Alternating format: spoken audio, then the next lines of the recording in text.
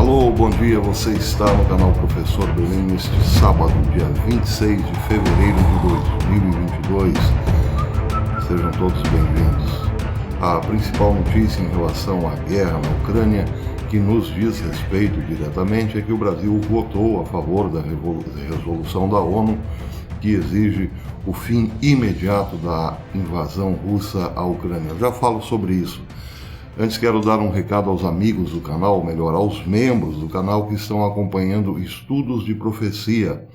Amanhã eu farei o estudo de profecias um pouco diferente. Vou me concentrar nas profecias que fazem menção à Rússia, principalmente por parte de videntes europeus do século XVIII e XIX, por exemplo.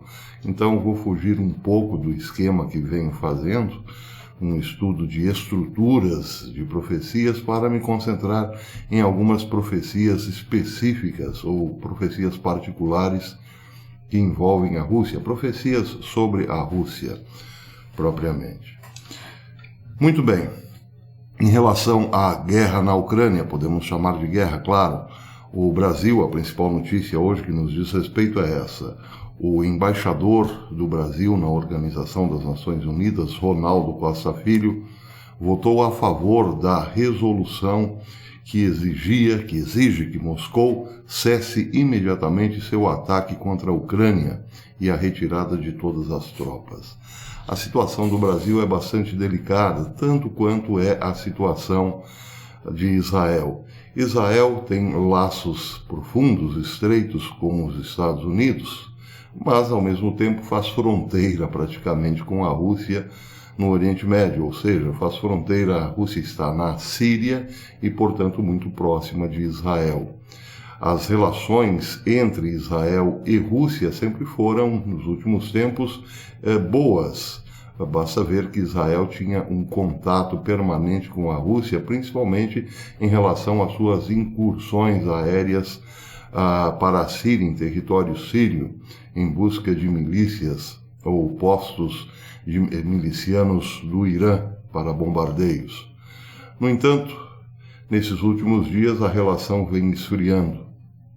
Ontem a Rússia disse que não reconhece as colinas de Golã como pertencentes a Israel, porque Israel está sendo evidentemente muito pressionada pelo Ocidente, pressionada pela OTAN, pelos Estados Unidos, a se posicionar contra a Rússia. O mesmo caso é o Brasil. O Brasil tem uma situação delicada porque, de certo modo, também faz fronteira com a Rússia, se levarmos em conta a presença ostensiva da Rússia na Venezuela, e depende muito de insumos russos, como principalmente para a agricultura. Tanto o Brasil e Israel não são considerados potências mundiais, embora Israel seja uma potência militar e seja também um país de ponta em pesquisas, não é considerado como uma potência tal como Rússia e Estados Unidos pelo seu tamanho. E o Brasil também não é considerado uma potência porque, diferentemente de Israel, não tem nenhum poderio bélico a ponto de defender-se ou afrontar uma dessas nações poderosas, como Rússia e Estados Unidos, por exemplo. O Brasil é, sim, uma potência em agricultura e também tem as suas riquezas minerais e suas florestas, mas é só isso. Daí porque é uma situação muito delicada. Ficar contra a comunidade internacional agora, ou então tentar manter-se neutro nessa questão, é complicado porque tudo isso hoje já está numa esfera ideológica. Ou, como disse no vídeo anterior, quase que na esfera da engenharia social. Ou se demoniza a Rússia, ou então passa-se a ser demonizado. E é tudo que o Brasil não precisa, é tudo que Israel também não precisa. Então, nesse caso, tanto Israel quanto o Brasil acabaram se posicionando, e aí, aí é esperar para ver o desenrolar da crise. Bem, muita gente tem me perguntado qual é a origem dessa crise propriamente. Por que Putin invadiu a Ucrânia? Ele quer uma guerra com o Ocidente, ele já não teme os Estados Unidos, não teme a OTAN.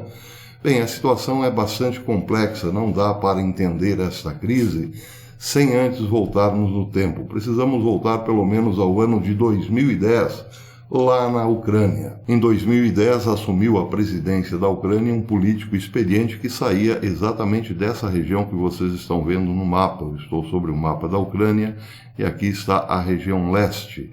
Viktor Yanukovych havia saído desta região, fizera a sua carreira política na região leste e era provavelmente muito ligado à cultura russa desde o princípio. O fato é que ele assumiu a presidência em 2010, prometendo aos ucranianos uma boa relação, tanto com a Rússia quanto com a União Europeia. Ele disse em 2009, em sua campanha, que a Ucrânia precisava se modernizar e, portanto, precisaria abrir-se de algum modo para o Ocidente, aceitando, por exemplo, empréstimos da União Europeia. Porém, não poderia jamais descuidar de sua boa relação com Moscou. A promessa não foi cumprida, uma vez que assumiu a presidência, acabou esfriando a sua relação com a União Europeia e dedicando-se mais ou concentrando-se mais na sua relação com Moscou. Tornou-se amigo pessoal de Vladimir Putin, por exemplo. A União Europeia, contudo, ofereceu várias linhas de crédito para a Ucrânia desde o começo da presidência de Viktor Yanukovych, que foram todas recusadas. O problema é que a Ucrânia começou a atravessar uma crise econômica muito forte. Em 2013, acabou entrando numa espécie de colapso econômico, o que levou muita insatisfação para a região oeste do país, como vocês estão vendo aqui. Houve muito desemprego, evidentemente, e a região oeste, portanto, acabou cobrando mais enfaticamente que Yanukovych aceitasse a oferta de dinheiro da União Europeia para resolver o problema econômico do país. Outro grave problema daquela época era que o governo de Viktor Yanukovych estava envolvido em muita corrupção. Todos esses ingredientes, claro, fizeram com que a insatisfação do Oeste aumentasse. Viktor Yanukovych não cedeu à pressão popular e não aceitou empréstimos da União Europeia. Bem, a insatisfação tornou-se violenta e, no final de 2013, acabou chegando a Kiev, num conflito muito forte chamado Euromaidan. Muitas pessoas morreram, muitos órgãos do governo foram ocupados pelo protesto da população do Oeste, que queria se livrar então de Viktor Yanukovych e qualquer influência da Rússia sobre o país. Viktor Yanukovych, no começo de 2014, deixou o poder por conta da forte pressão e das mortes nos protestos. Deixou o país e refugiou-se na Rússia. Um dia depois da sua deixada do país, no dia 21 de janeiro, o parlamento ucraniano votou pela sua derrubada, pela sua cassação, a cassação dos direitos políticos, e fez inclusive um pedido de prisão a Viktor Yanukovych, acusando-o de traidor da pátria. Isso, claro, aumentou e muito a tensão, porque então acabou envolvendo diretamente as intenções da Rússia na questão política da Ucrânia.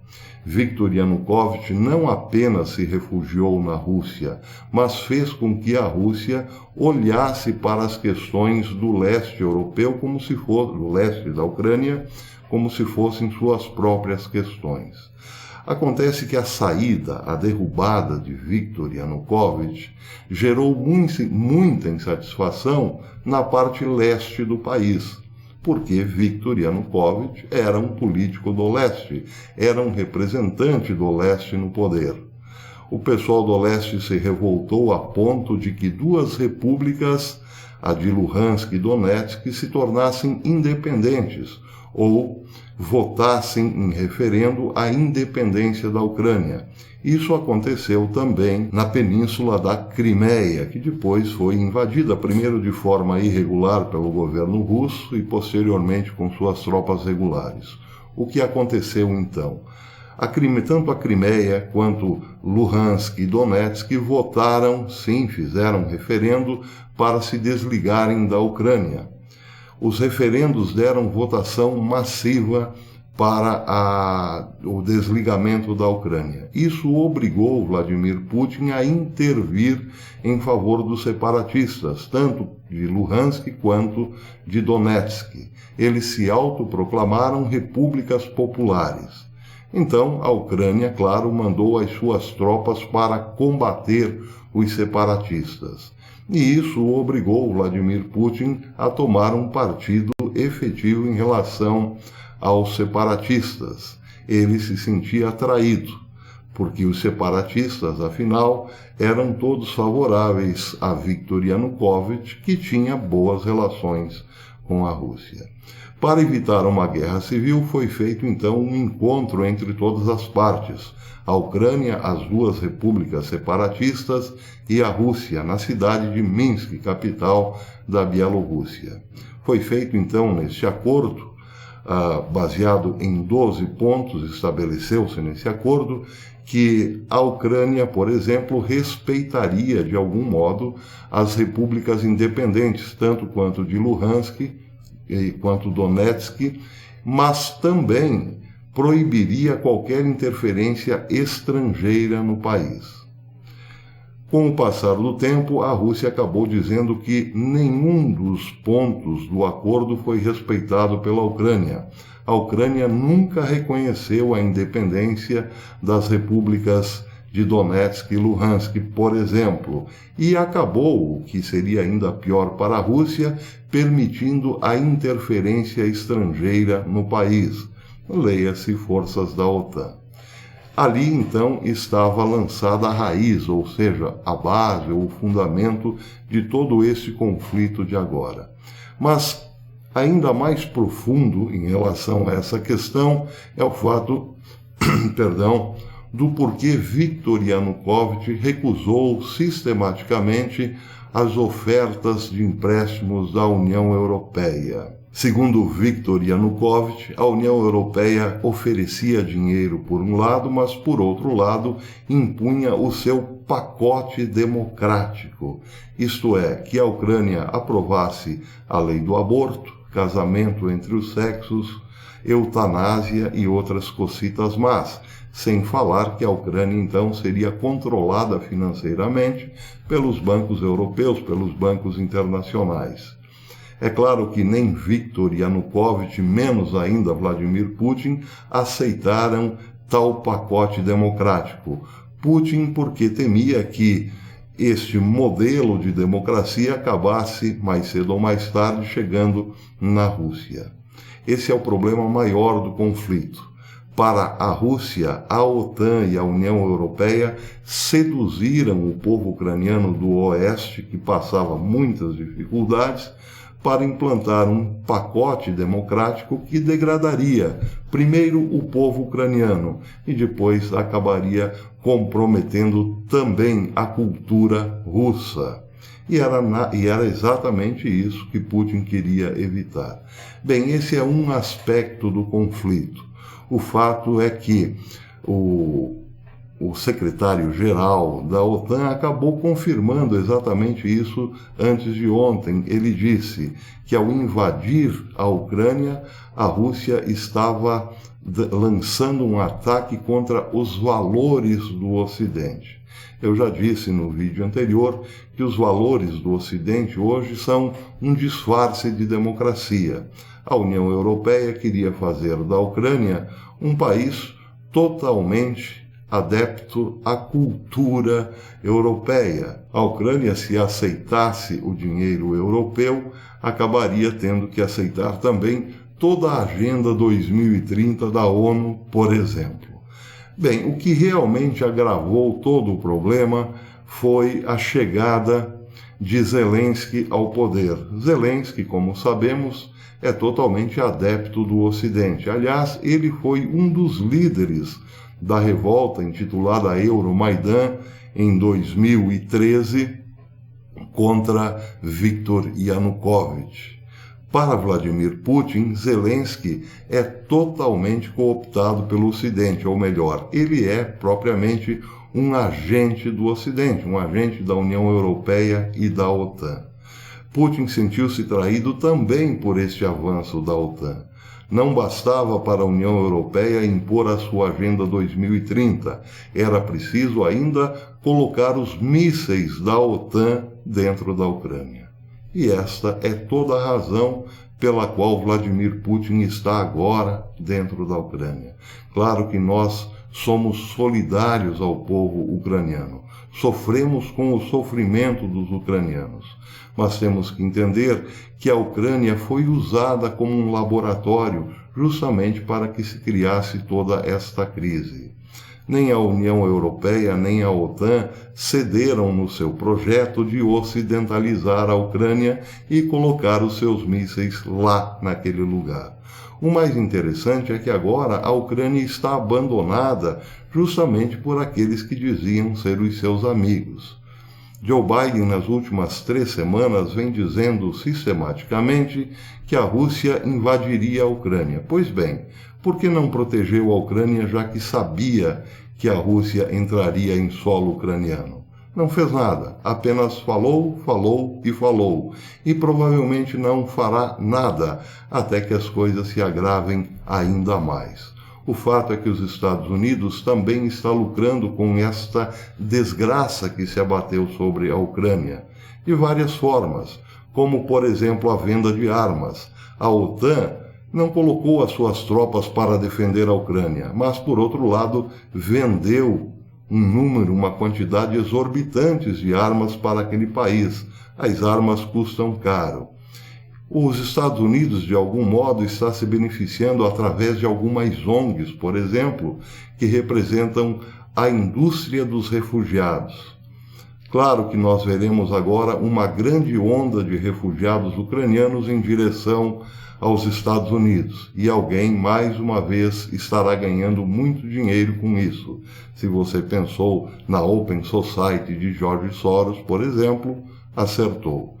Então existe muita hipocrisia por parte do Ocidente.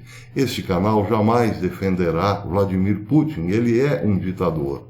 Mas em algum momento precisamos entender também as suas razões. Uma das razões por que Viktor Yanukovych não quis relacionar-se com a União Europeia é porque teria que entregar o comando do seu país justamente para essas ONGs ocidentais. São esses os verdadeiros motivos por esta crise. Vladimir Putin, que é um ditador, sabe que do outro lado também só tem bandidos. E nessa guerra, de bandido contra bandido, quem perde mesmo somos nós. Por isso volto a afirmar que a melhor definição para esta guerra quem deu foi Jens Stoltenberg, secretário-geral da OTAN. Ao dizer que Putin havia agredido os valores do Ocidente, ele deixou muito claro o que significa esta guerra. É uma guerra de valores. De um lado, aqueles que querem impor os valores de uma ditadura disfarçada de democracia, e do outro, aquele que quer impor uma ditadura sem disfarce. Hoje é a Ucrânia quem está servindo de laboratório para esta guerra de valores. Mas amanhã, queira Deus que não, podemos ser nós, por exemplo. Lembre-se, amanhã, então, mais uma aula do estudo de profecias. Vou falar da Rússia nas profecias, tomando como base os profetas do bosque, profetas europeus do século XVIII e XIX. Espero vocês. Até depois.